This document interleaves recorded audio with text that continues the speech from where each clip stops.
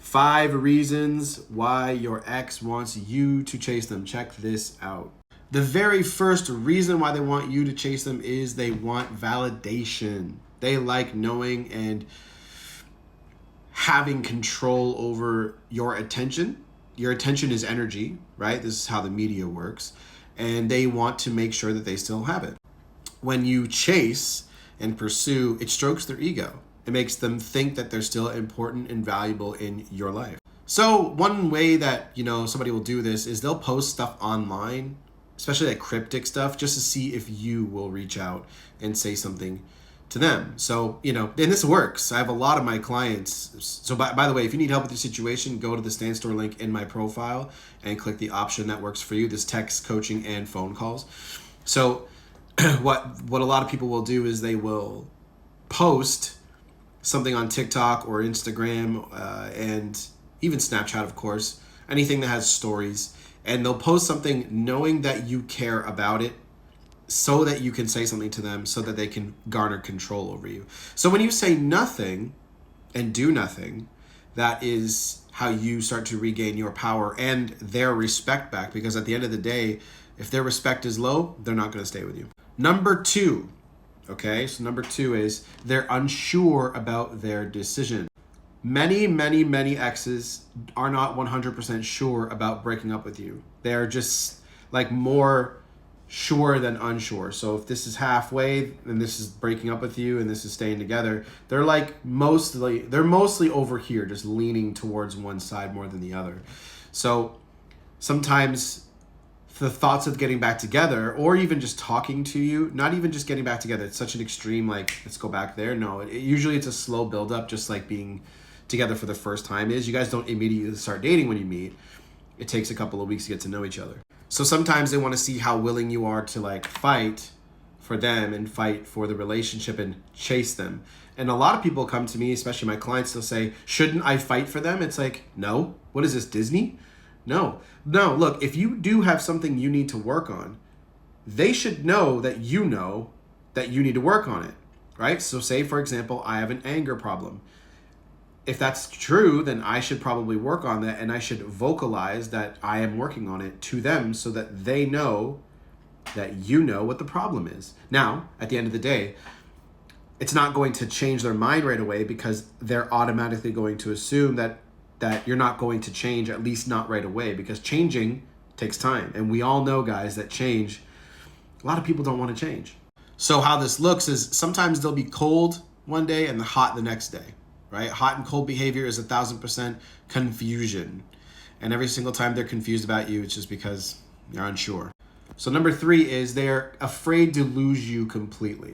So they don't necessarily want the relationship back right now, but they don't want you to move on. Now, is this fair? No. But again, this is what it looks like when somebody's leaning towards one side of the ratio versus the other side of the ratio, okay?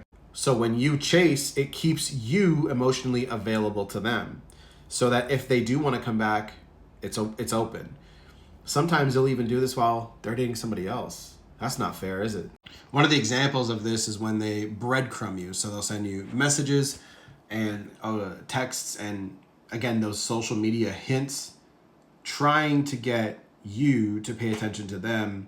But in doing so, they get that attention, they get that validation, and then they never really follow up with you. They never really, get close to you and come towards you. And it's obviously not fair.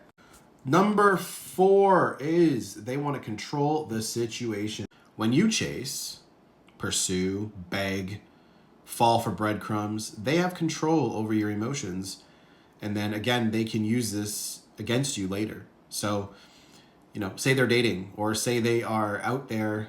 Now, look, obviously, I don't think you should be waiting for anybody, guys. This is, not what this chart is about. You don't want to be living in fear or desire. I know you guys are already feeling that way, but I don't want them to see that. I want you guys to work on you so that you can be attractive again, so that you can make the choice to say yes or no to them down the road. That's my ultimate goal for you. Now, if they're out there dating, if they're out there, making themselves available to other people, how's that fair for you, right?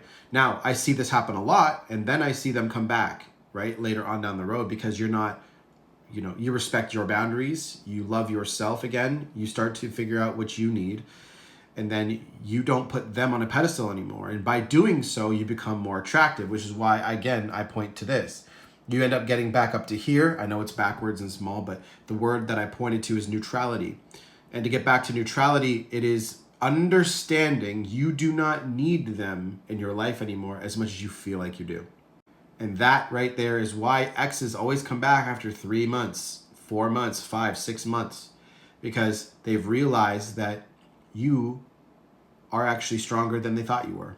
So because they know that they can get your attention anytime, what kind of effort do they have to put in, right? And that's what why I want you guys to implement no to low contact depending on the situation. And the fifth and final reason is they are testing you. Some exes just want to know how much effort you're going to put in just so you can reach out, and they never even respond, or they don't put any kind of effort back. Now, of course, they may be confused, right?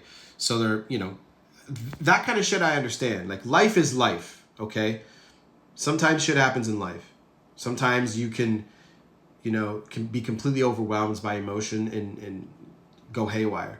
However, they know what they're doing, okay? They do. They know that they are still confused. And when they step towards you, that when they get that validation from you, they aren't always consciously thinking, I am doing this to hurt him or her.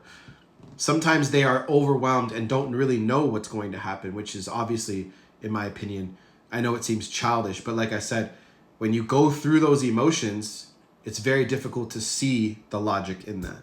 So sometimes they just want to feel wanted, right? Sometimes they just want to feel like you still care, but they don't put in that. That's why you need to do no contact. That's why you need to do low contact. That's why you need to step away and create distance and not let them have control over you. Because when they have these fleeting emotional moments, you're not sitting there going, ooh, this happens to a lot. My ex came close and then disappeared. I made a video about this yesterday. My ex came close, disappeared. My ex, texted me, then didn't text me back. They ghosted me, whatever. And the entire point of this is to raise up, your consciousness, work on yourself so you, again, get more attractive. So when my clients get to this 4D section with the good colors, the blue and stuff like that, that is always when your ex will come back faster. And it's because getting there, the sooner you get there, the faster you get there. It requires reading. Yeah, it requires a little bit of homework, and nobody ever wants to read anymore, especially the younger generation, right? I love you. I love the younger generation. I do. You guys are sassy as fuck. I love it. But the one thing you guys are afraid to do is read. Reading is literally a gateway to the mind. So, guys, if they are doing this to you, right? Stick to your guns about what it is you want. A, I want to work on things. B, I want to, work on myself for me, not for you. This is what you'd be saying to your ex. Down the road, let me know if you change your mind. I'm not always obviously going to be available. I'm not waiting for you, that kind of shit. They'll know this through your actions anyway, so it's kind of unnecessary to say all that. But they'll know. And let them feel it. Let them feel that loss.